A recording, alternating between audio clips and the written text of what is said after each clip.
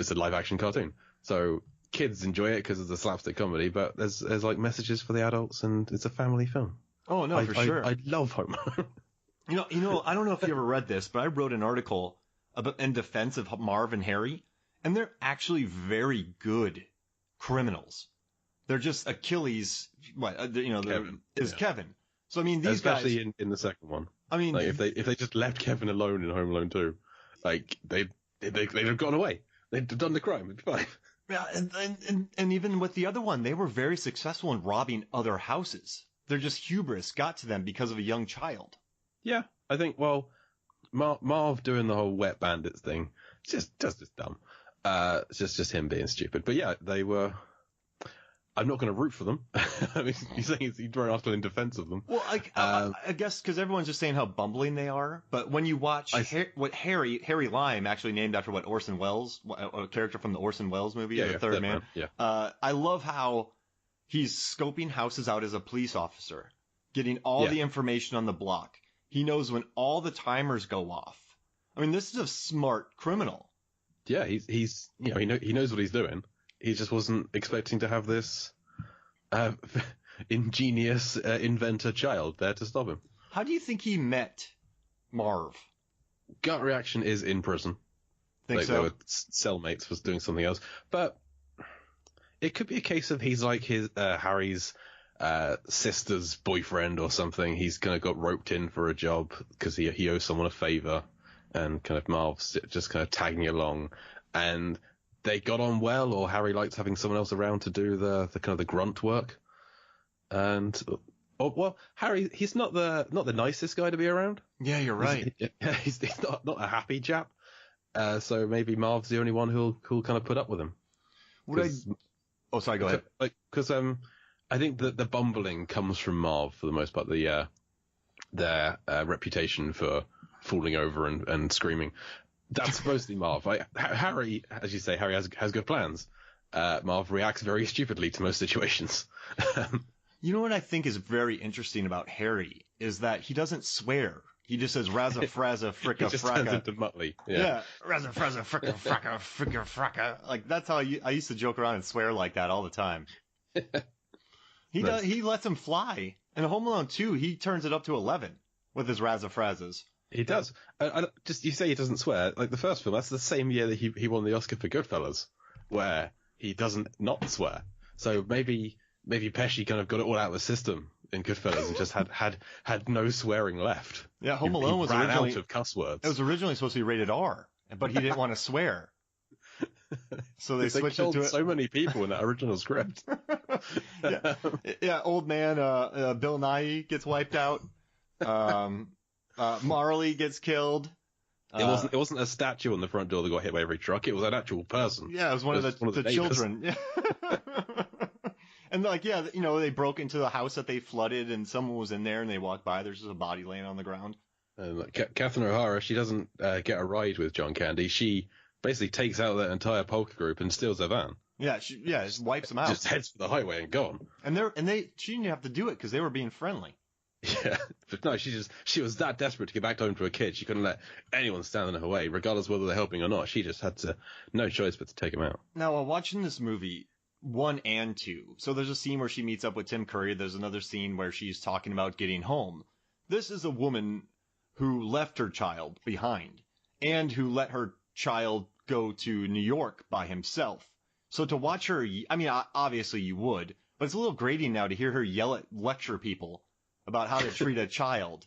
There's good reason why they changed the family and changed the cast for Home Alone 3. Because if this happened a third time, then child services would have to be called. It have to be. Oh my gosh! But see, when you watch this movie, Marv and Harry, they're basically superheroes with the amount of punishment they take in. So I don't think this is the real world.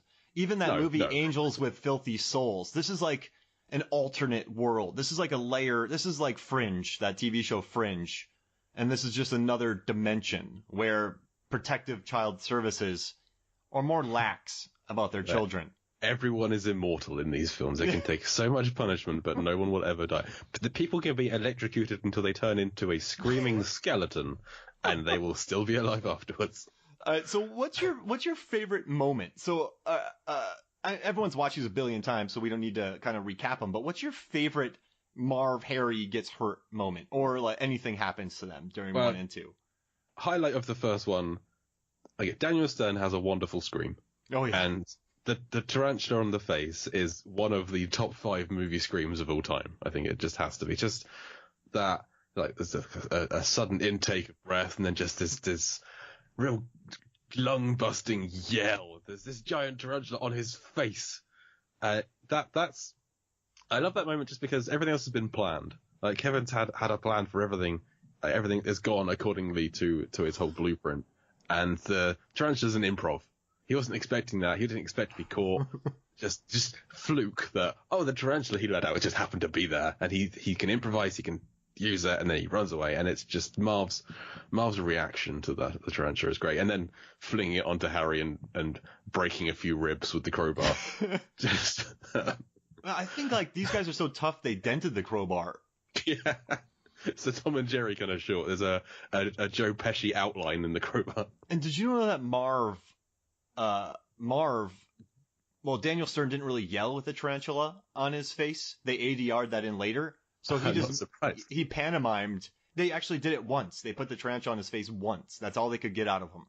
And, he pantomimed. Yeah, exactly. I wouldn't do it. Then they pantomimed it. Then they added it in later. So he had to scream like that into, just a recording studio, which makes it almost more impressive.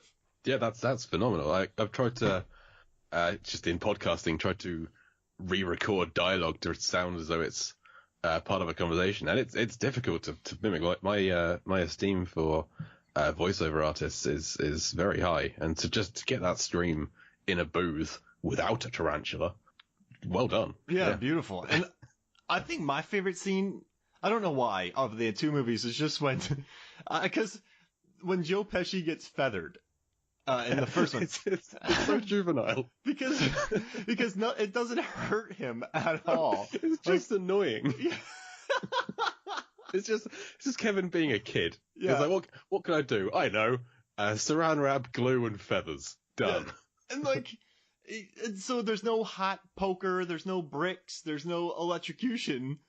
And so when that happens to him, and then Daniel Stern's like, "Why you dressed like a chicken?"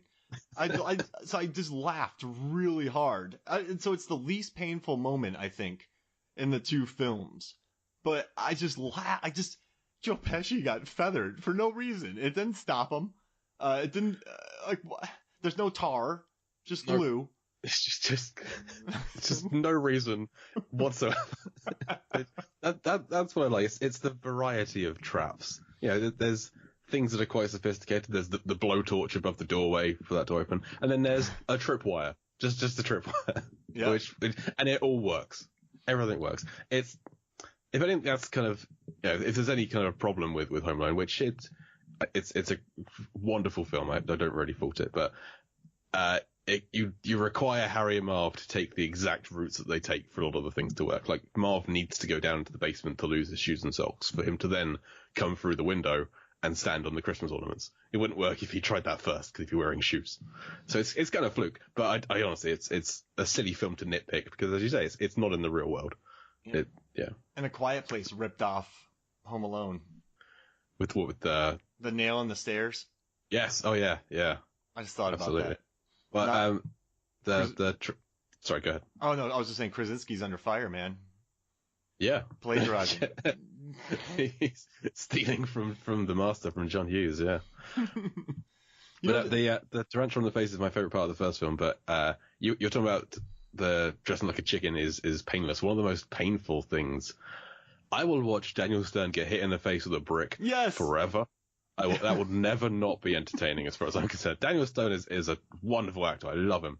But just seeing him get hit with a brick, and again, and again, and again, it's so simple. It's the simplest thing in the world. What happens? Harry! And then when it's reversed, I don't like to quote along with films much, but I can't not yell out, "Suck brick, kid!" when he does later in the film. It's a real fist in the air moment. It's just a shame the brick doesn't land. And it's kind of a gangster move that Kevin never moves. So he throws that brick and Kevin's just looking up like, you're going to miss me. Well, it's not surprising that he's missed, given how much brain damage Marv received. Yeah. Not just from the bricks, but from everything else, from falling 3 flights onto a solid concrete floor, from having a shelving unit full of paints falling on him, to then being electrocuted to become a skeleton. I've mentioned this before, but it happens, people. He becomes a skeleton and then survives. There's so much cranial trauma undergone that I'm surprised he can pick up the brick, let alone throw it. So, Kevin should have been impressed that it was so close to him when he threw it. But wow, he managed to let go. I'm surprised he didn't just sling it around and hit himself in the face. And you know what, another scene, so they have that massive hole in the renovated house. They run up the stairs, they dodge the paint cans, they get hit by that massive thing, they fly back, hit the paint cans, fall into the hole, and then they get that pipe dropped on them. That's a set piece right there. Yeah, but and Marv's line of "what a hole" is just Daniel Stern made some choices in Home Alone 2, and I am there for all of them. When he starts dancing because of the green goo that Kevin bought, yeah, like the little moves that he was doing, just sliding around, yeah. No. And have you had enough? Are you hungry for more? And his like Errol Flynn pirate pose, like never. What are you doing? I have a question. When you watch this movie, when Kevin ran away from the Plaza Hotel in Home Alone 2 and took the 3 cookies, when you were younger, were you like, I would have taken more? I think so, yeah. I'd take more now. Yeah. I don't have a healthy diet, and 3 cookies would not last me long, especially with all the pigeons around. Yeah, no, and then the bird lady. Yeah, I'd have taken. I don't think I've left a cookie in there. I'll be honest. I'm a gluttonous person. I would have taken all of the cookies. That's a very random thought, because I was watching it, and I remember when I was a kid going, I'd have taken more. You say it's a random thought, but this is your podcast, Mark. All you have is random thoughts. Yeah, you're right.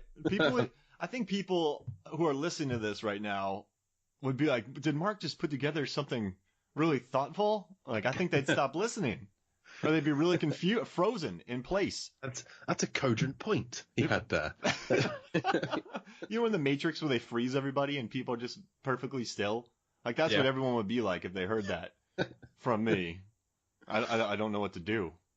In that world where everyone listens to movies, films, and flicks at the same time. Yeah, the same podcast. All in sync. They all start listening to it at the same time. Well, it is when it releases, everyone starts listening to it immediately. Yes, yeah, absolutely. I have a little alarm on my phone that when the podcast is live, and just start playing. If middle of the night, doesn't matter. Get up, start playing it.